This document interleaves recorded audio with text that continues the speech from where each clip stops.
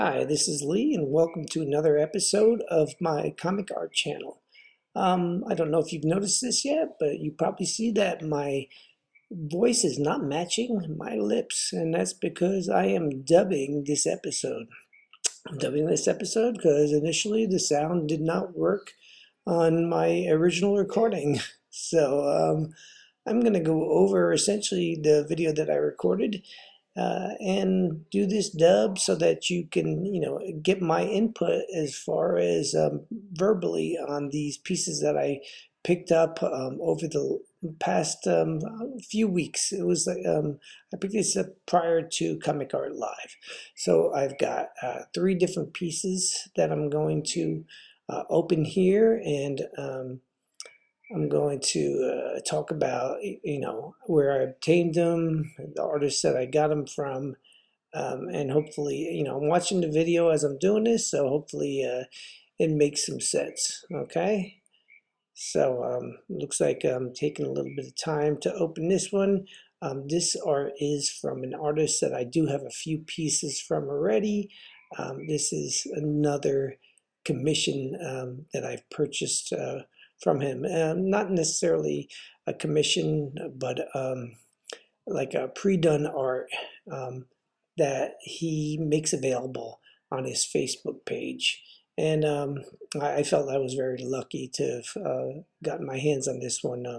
I jumped on it pretty quick. A lot of times, some of the what I consider the better pieces that he does kind of disappear pretty quickly when he offers them up because he does offer nice prices, and he does a really great job with these commissions. I'm talking about Tom Derenick.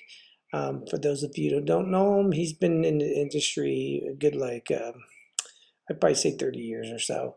Um, I think a lot of work for the big two, more so DC, I believe, and of course that's what I collect. So I should be opening this up pretty soon. As I say, it is taking me a while. Um, I'm looking like I'm disappointed in something. Um, I don't know, there's quite a bit of packaging for this piece. So as I'm opening a bag in addition to everything else I opened, let's see what I got here.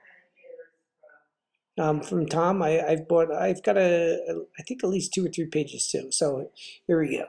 I'm going to take this out of the sleeve and show you. It's like on a 9 by 12, and it is that classic,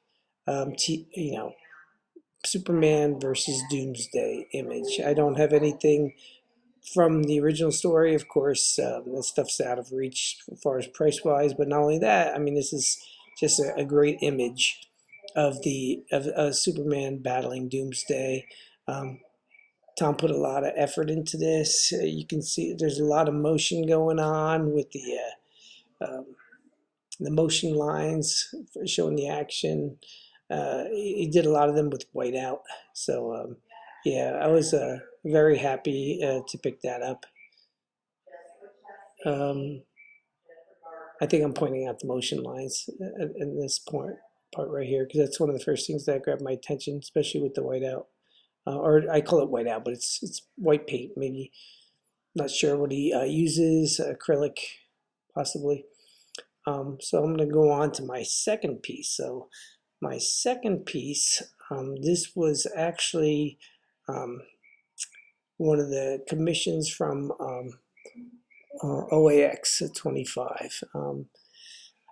I didn't sign up for this early enough to have it complete by the original Art Expo. So what I did was I continued after the show. I spoke to it's from James Martin, and I spoke to him at the show, and then I sent him some references for the imagery. We talked about a concept, um, and I sent him um, an image. Essentially, what it is, it's a reimagining of a cover of a comic from the 70s. One of them that I thought was pretty impressive. I always liked it.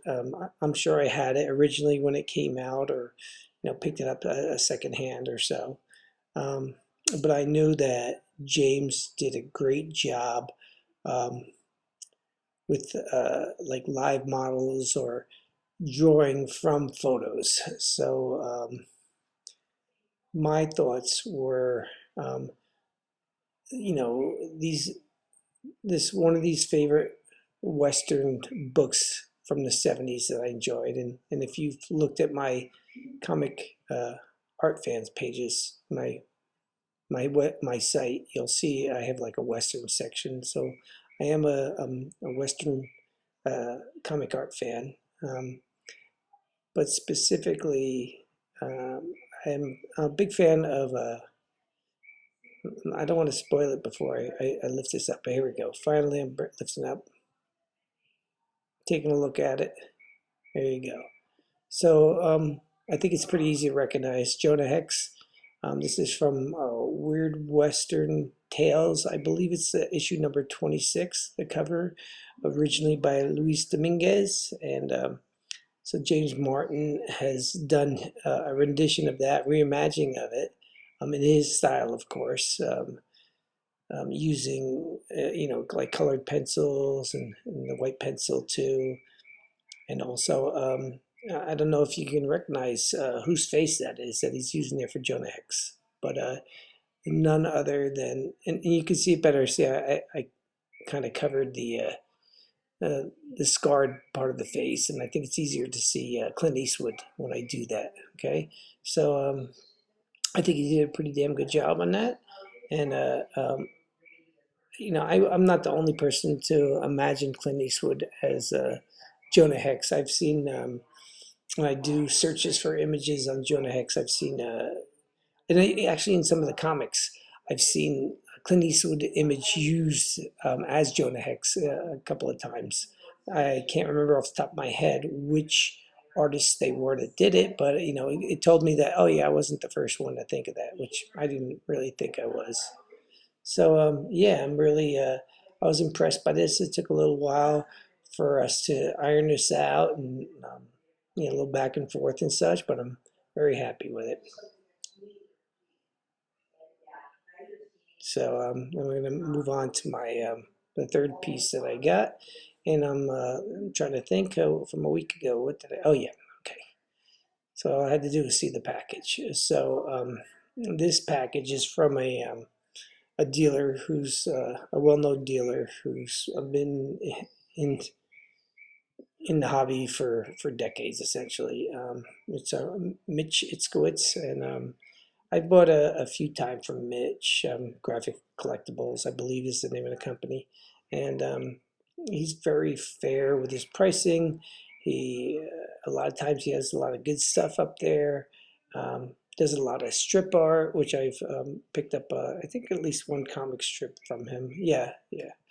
Um, Actually, a couple. Picked up a couple of comic strip art pieces from him, and one of Dick Tracy, and one of Superman from I believe I want to say from the 60s or so. What this one is from a famous creator. It's not one of his famous creations, but it's fits very well into my collection, as you know, especially into my I want to say crime noir type of that genre, which I have a few pieces of from that from all over the place as far as periods, mostly modern stuff.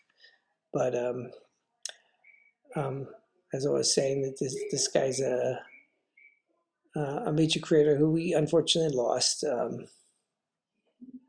within the last decade, so not too long ago. He was pretty old when we lost him. Um, and without having the piece next to me, because I have it upstairs right now, I'm not going to be able to tell you the name of the title right now. It's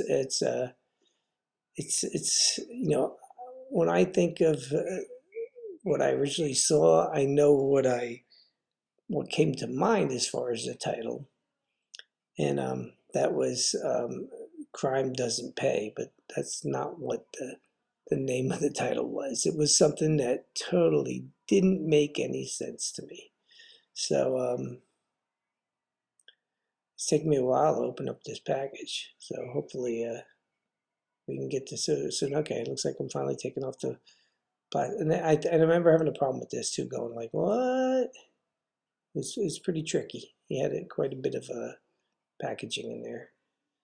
I don't know if I'm gonna make it beat the grandfather clock, but I think it's gonna toll while we're doing the recording. So you'll have to excuse the noise because this is a longer video, and I tried to start it in between the clock chimes, but didn't quite make it. So yeah, there we got is this really cool 1953 crime page by Jerry Robinson, and it's got a couple of good close-ups. There goes that chime. At least it's not going to be it's not on the hour. So yeah, I'm showing a little bit of close-up there. Jerry does a great job with the cars, and the storyline is there's an inspector essentially pulling this aside this hood um, after pulling him over. He's inspecting his car, and essentially what he finds is like a doll's head in the grill. The guy was guilty of like a hit and run and killed a child. So yeah, they had some pretty pretty sometimes pretty extreme storylines back then, and I guess that was part of what was turning off the authorities, and they had all Kefauver trials and all that stuff. But um, just a really well done piece of art here.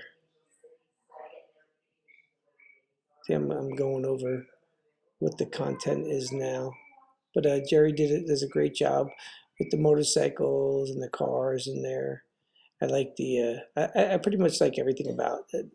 I like the layout. I like the storytelling on this page. I think he did a really great job in the faces. It's a nice piece of, what is it, like a 72-year-old art at this point. So very happy to have added that to my collection. Yeah, there I'm pointing out the motorcycles. So I hope you enjoyed this dubbed episode of Lee's Comic Art Channel, and hopefully we'll have some more to come soon. Take care and have a good one.